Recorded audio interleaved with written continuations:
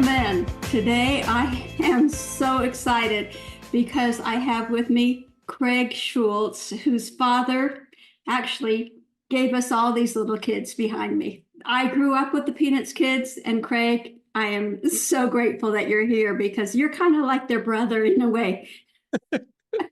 Yeah, I love the background. They all look very happy.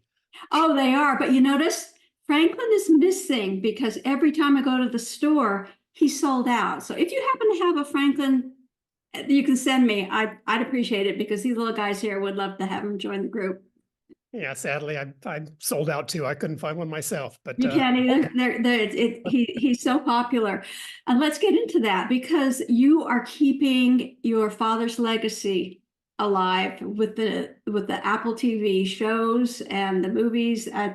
I'm so grateful. I know all Peanuts fans are very grateful for that. The latest Apple film is Welcome Home, Franklin.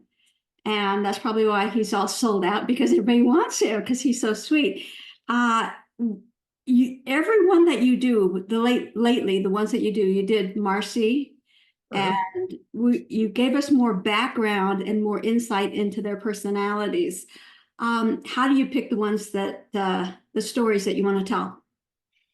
Well, we started with the premise that we wanted to do stories similar to what my dad did with the comic strip. You know, the kids could enjoy them, but they really weren't written for adults. And the films we created on Snoopy Presents are all basically meant to be watched with a parent and a child. And at the end of the special, they should lead to some kind of conversation. You know, we touched upon the environment with Sally, we touched upon teachers with Lucy, and then we started getting into more character development, which are the ones that I think are really fun to do. So, you know, we explored Marcie, and now we get a chance to do Franklin. And Franklin is the one we were wanting to do for a long, long time. We just weren't quite sure how to handle it. So that's why we pushed him down the schedule, the last shows we were going to do. I have to say that I enjoy seeing more about the individuals instead of the groups, the individuals. And with the Peppermint Patty, the To Mom and Dad with Love, we learn about why and how she became such a tomboy, but she has such a heart to her. Yeah. So you're really bringing them additional aspects that we haven't heard about before. No, that was one of my favorites too. Peppermint Patty's always fun to work with.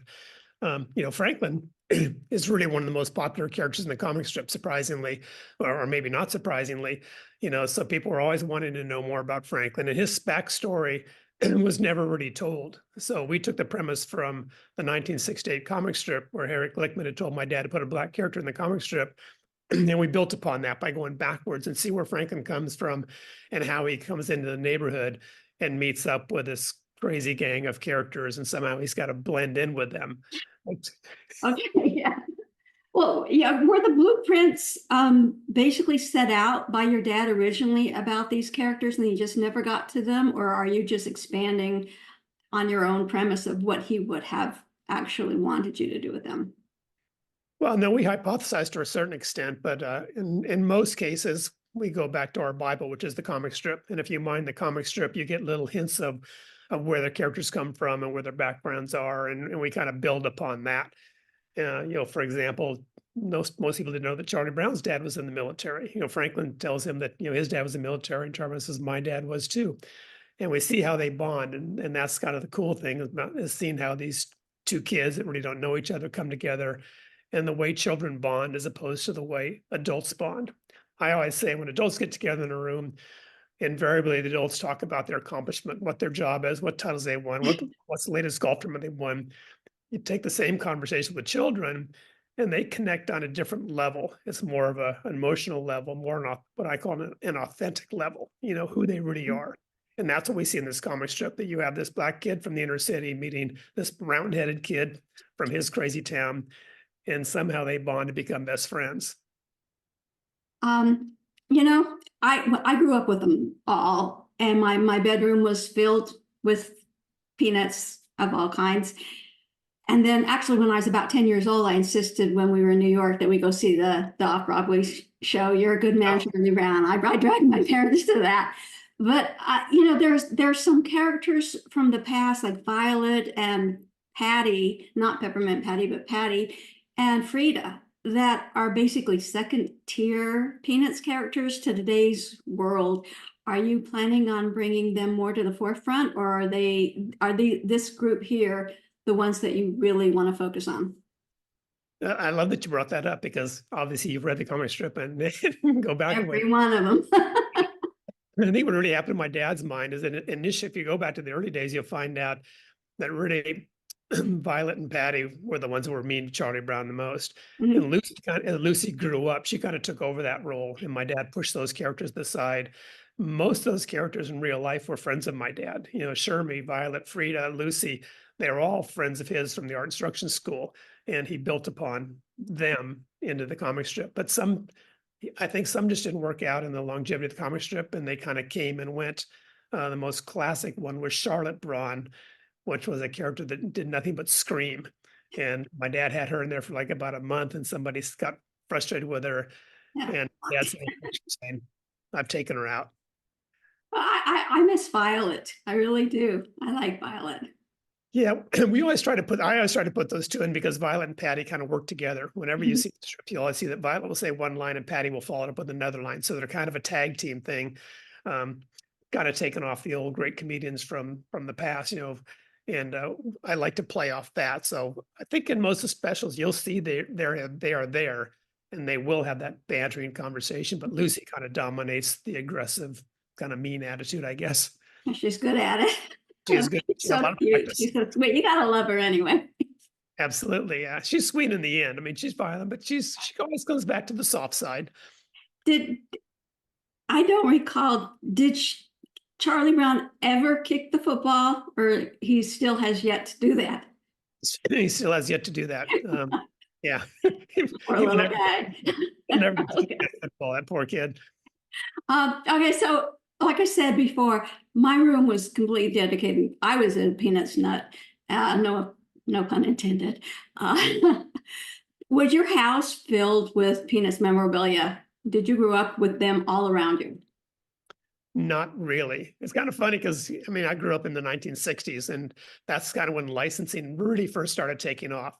So the first products I remember were the Hungerford dolls, and they were the plastic dolls with a hole in the head. And we used to use those in the swimming pool, and we would squirt each other with them because you'd fill up the water and squirt the other kids with them. But by the time it really took off in the late 60s, I was already in high school, and I'd kind of gone off to riding dirt bikes, and I became the official PigPen of the family. Oh, speaking of PigPen, he at one time was my favorite. So I did, when we went to pick out a purchase of a pendant, PigPen was number one. So I got PigPen. You have to do, I'm just telling you what you have to do. You have to write another show featuring PigPen because he's a sweetheart. Oh, it's funny because both myself and the director Raymond Percy, we both want to do a Pigpen special, and I've drafted one and with my son, and we hope to get Apple to buy into that and do one. They're a little sensitive to kind of the lower level characters, but Pigpen is a lot like Franklin, that he's a really well-grounded character, no pun intended. He really has no flaws other than the fact that he's dirty, and he's very happy with his filthiness. He has no problem with it. He accepts it, and he's who he is. And Franklin's a lot the same way. You know, he's a well-grounded character, even tempered, very intellectual, and doesn't have any of the weird quirks that the rest of the gang do. Right.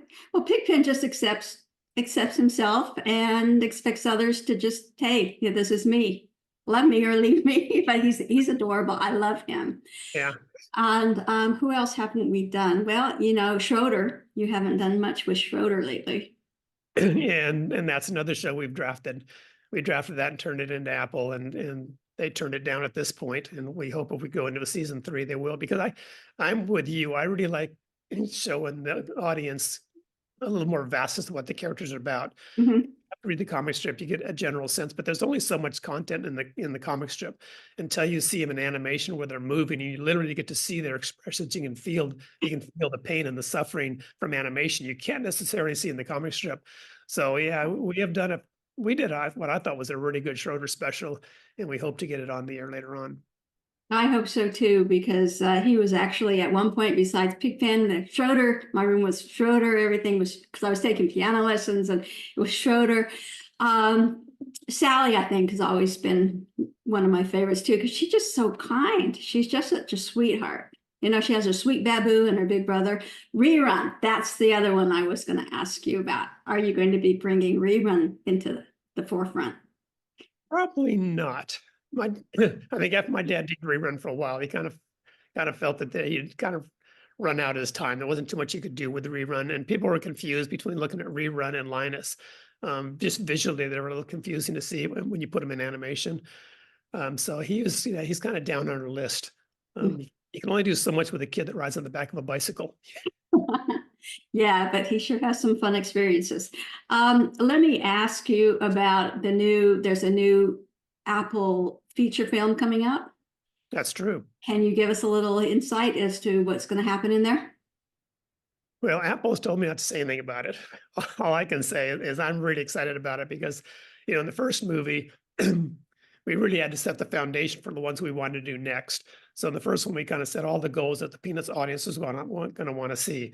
The classic scenes of kite flying and football and the music and so forth. And in this story, we really fixate more on one character. I will say we do introduce two new characters, which is exciting. They are kind of B-level characters, but they are main characters in this story. And it's very exciting to write to this story. It's a very emotional story. I think you're definitely gonna cry. You're gonna laugh a lot of it. And we're really excited about this one. I want more of this. I mean, this little guy up there, Franklin, he just I got to learn more about him. I'm sure everybody learned more about him, and that's what's so great about these little films that you do put out on Apple is delving into the personalities. And my girlfriend and I watched the To Mom and Dad with Love, and she cried basically because poor little Peppermint Patty doesn't have a mother. So yeah, that was a sad one. that was very sad. And Marcie, I kind of was like Marcie when I was younger. I had the glasses and I was an introvert, and I could feel for her. So I think there's something in each of these characters that somebody can grasp onto and see themselves. Well, that's exactly right, and that's why I think Peanuts has gone on for as far as it has, and I think it will go on forever, just because everybody can relate to one or more of the characters. My dad always said, if you read the comic strip, you know who I am, because really his personality was built up as a piece of all those characters, with Snoopy kind of being the person he wanted to be, and Charlie Brown being unfortunately the person he was, is how he summed it up. But yeah, I think a lot of us can relate to any number of those characters. And I don't know if you saw the one with Sally, where Sally was on the mound protecting them. Yeah, to me, that's one of my all-time favorites. And it's a good commentary on the environment and how one small person can make a difference. Yeah, she is a sweetheart. That's what I always say. Sally is just her heart is so big. She's such a doll. I was going to ask you about how many siblings do you have, by the way? I have, well, there's 5 in the family. Did your dad take things from you that you guys have said or have relayed to him and used them in the strip during the years? Well, he always said, I used to sit at the coffee table at the Warm Puppy with him, and people invariably would come and say, "Hey, Sparky, I got an idea for a comic strip." And he would always say, "Don't tell me because I can't use it." He wouldn't use anybody's suggestions. But looking back on our childhood, obviously he was influenced, through the middle 60s, I guess I would say, when the kids were growing up and they saw us doing all these stupid things. I was credited with doing one comic strip, and my sister was credited with doing one comic strip. I would tell you, this kind of goes back to me being PigPen. My dad walked in my bathroom one night and I was cleaning my hands up after working on my motorcycle or something. And he goes, "How'd you get your hands so clean?" And I reached down and picked up the Crest toothpaste tube and I said, "Toothpaste." And he used that in the comic strip. I think Lucy comes in and talks to Linus about it. And then my sister was credited with the one where she says, "Did you know if you put your hands upside down, you get the opposite of what you pray for?" which is kind of a funny thing. But he didn't use much of our verbal stuff. He would definitely look at what we did, visually in the comic strip. Well, did you feel drawn to? Did you feel an obligation to continue the legacy because it's on your shoulders, basically, Peanuts' legacy? Do you feel that you were called on to keep that alive? Well, I don't know if I was called on. I would say that I'm the only one that still lives in Santa Rosa where our offices were. And after he passed in 2000, and I felt we needed some kind of leadership. He had hired Paige Braddock on in 2000, and she had only worked for us for like 6 months before he died. So I think between myself and his widow, Jeannie, we kind of took the roles of overseeing the peanuts business. And the family, it's funny because the family had agreed to never do a movie. We weren't going to let anybody, when we moved to a movie, we thought the risk in doing one was not going to be worthwhile, the little reward it might happen.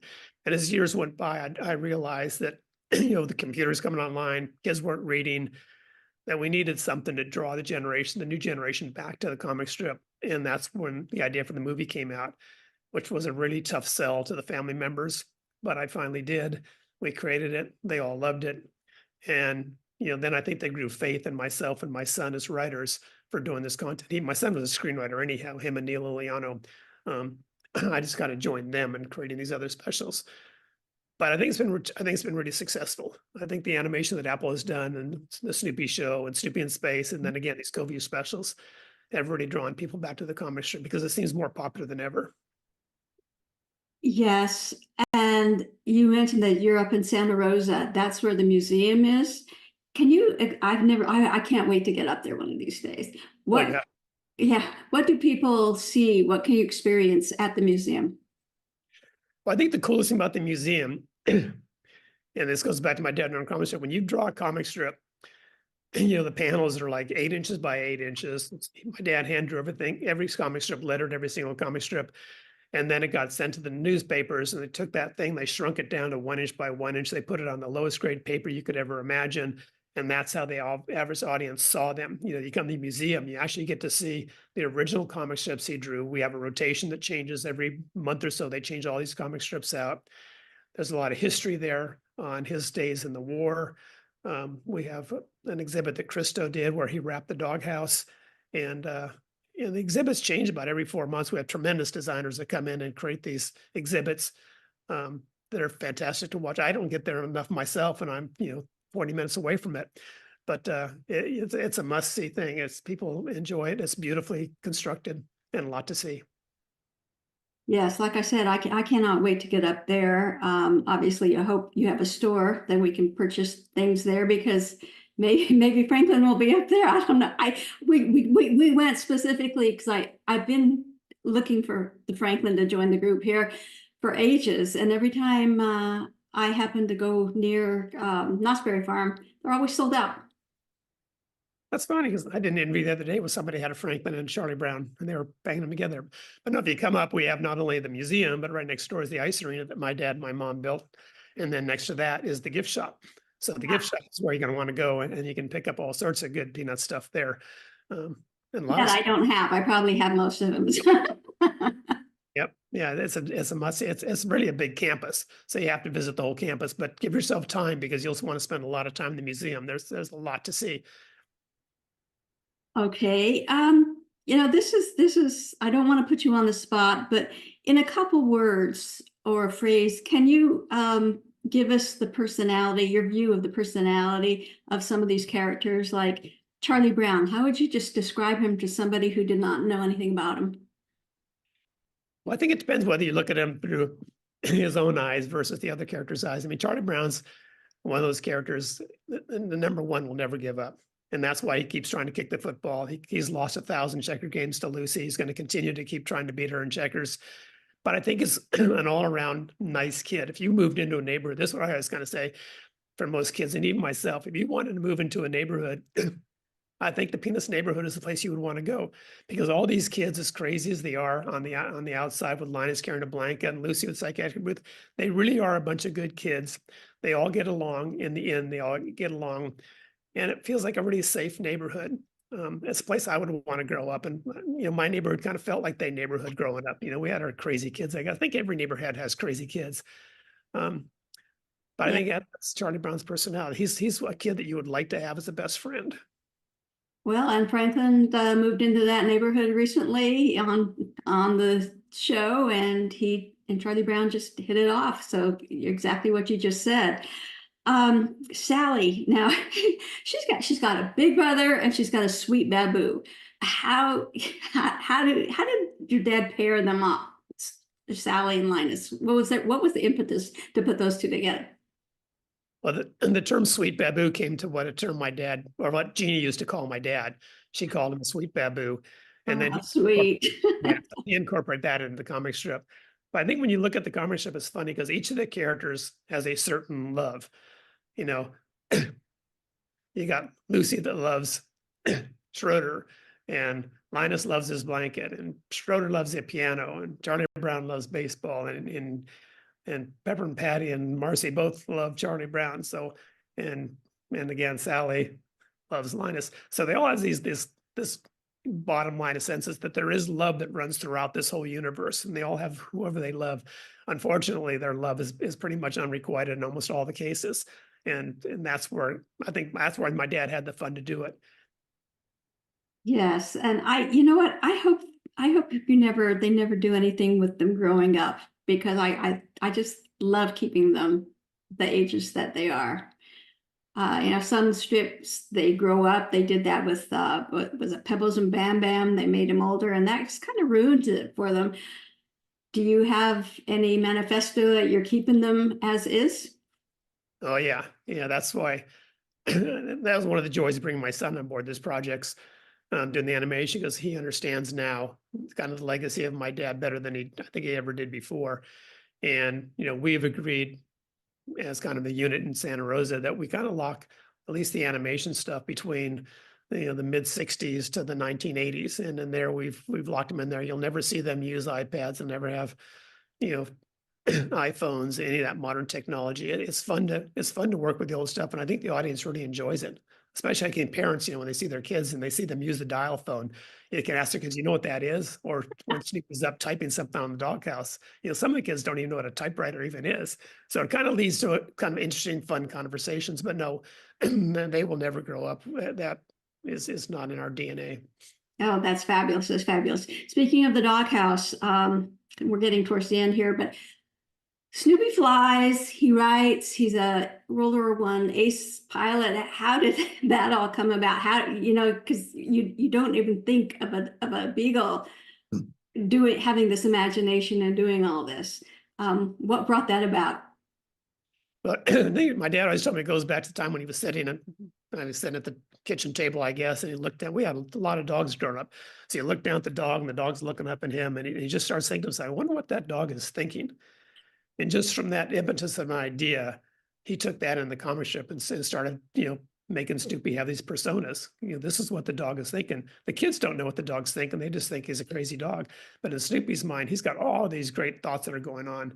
And one of his greatest ideas was really the idea of Snoopy chasing the Red Baron. And that came about from my brother and I making World War I model airplanes and running around the house flying them and battling and everything. And then my dad got the idea of, my brother still takes credit for it, of giving my dad the idea of Snoopy taking on the Red Baron. My dad has kind of given in to Monty, arguing that for years and years and years. But I think my dad came up with the idea and put him on the doghouse. And then once Bill Melendez got Snoopy to fly in one of the specials, then it really took off. Well, and speaking of that, the music is da da da da da da da. I mean, everybody knows that's a Peanuts music, and excuse my singing because I don't do it well, but it's so iconic. The Charlie Brown Christmas. Did anybody expect that to be as popular and as everlasting, evergreen as it is? No, not at all.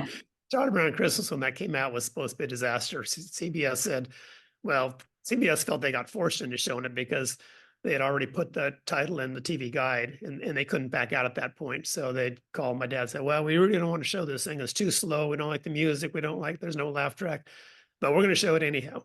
And then they showed it, and it obviously took off. It was a vision of my dad to put in the speech from the Bible and all the content he did. And it's interesting because the pacing of Charlie Brown Christmas has continued through our spacing. I kept telling the director, I said, you got to slow everything down, let everything breathe. You want to feel the emotion these characters are going through, whether it be Sally or Peppermint Patty, or in this case, Franklin. And he really saw that, and he passed that on to the actors when they were doing all these shows. Now he understands that it's one of the few animation specials these days that is not just rapid fire, cut, and all this action, action, action. Well, that has lasted for so long, and also the Great Pumpkin. I think there's a lot of people my generation that pass a pumpkin patch and automatically think of the Great Pumpkin coming, and Linus sitting there waiting for him. These shows are just part of our culture now. They have just Snoopy, everybody, all the Peanuts gang and their stories are part of our lives, and they have been. They've been the backdrop for so many generations. You must feel really lucky. Well, I do for a lot of respects, and yeah, a lot of language that my dad created is lexicon. It's in the dictionary now. Some of those terms, and it's pretty impressive. And he always said the whole thing about legacies is that legacies are only good if it passes through a couple generations. And I think without a doubt, his legacy is going to continue for many, many, many, many generations. And my hope is myself and my son and our team in Santa Rosa will continue to keep Peanuts on track and not let anybody come in and mess it up. Oh yes, definitely. That's what we all want. That's what we want. But we have Blockhead, Good Grief. There's so many quotes from these guys that are part of our lives. And it's so much fun to have the Peanuts gang in our lives. And like I said, at 10 years old, I dragged my parents to You're a Good Man, Charlie Brown, because Peanuts, there's something about them, the kids, that everybody likes of all ages. They're not just meant for little kids. They're not just meant for teenage. They're meant for the whole gambit of ages. And we've all grown up with them, and we've all loved them. Well, exactly. And I think our generation really learned how to read, literally how to read by reading comic strips, whether it be Peanuts or anything else. But I think what you learned emotionally from reading Peanuts was much greater than what you would have gotten out of Dennis the Menace or some of the other comic strips. I mean, there were some deep messages in there. And the fun thing is, for me, when I go back to do research, I look at those comic strips that I laughed at when I was a kid. And as an adult, they take on a totally different meaning that you didn't even recognize when you read it as a child. Right. Well, I have the book of every Peanuts strip ever written that's ever published. I have all the DVDs. I am a true Peanuts fanatic. And these little guys are my buddies. And I'm going to keep looking for Franklin, because he's got to join the group. He really has. You can keep looking. He's out there somewhere. He's hiding from you.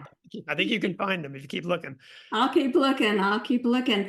And maybe one day you'll have a regular Patty and a Violet come out as well. I don't know. There's something about Violet that I just automatically I was drawn to. She was an interesting character. See, there you go. Everybody's got a character they connect with. Me, it's PigPen. You, it's Violet. Maybe Patty. Well, PigPen too. I mean, I think there's something about PigPen that y'all have to love. You gotta. I wouldn't mind. I hate dust, but I wouldn't mind being near him. Well, thank you. We are out of time, but I really do appreciate you coming on, talk to us about the Peanuts legacy and what we can expect in the future. And hopefully you'll get those two greenlit from Apple. And then we've got the movie coming out in a couple of years. So we have a lot to look forward to. And currently running on Apple TV is Welcome Home, Franklin. Let's see, what's it? One of a Kind Marcie, Lucy School, well, she's a know-it-all. To Mom and Dad with Love. It's a Small Things, Charlie Brown. They're all up on Apple TV Plus, so check them out. And they just transcend generations. So thank you, Craig, so much for carrying on your dad's legacy. Thank you. It's been a pleasure talking to you. And maybe we will see you again when the next movie comes out. I hope so. I hope so. Okay. For the viewers, thank you. I will see you next time. Bye-bye.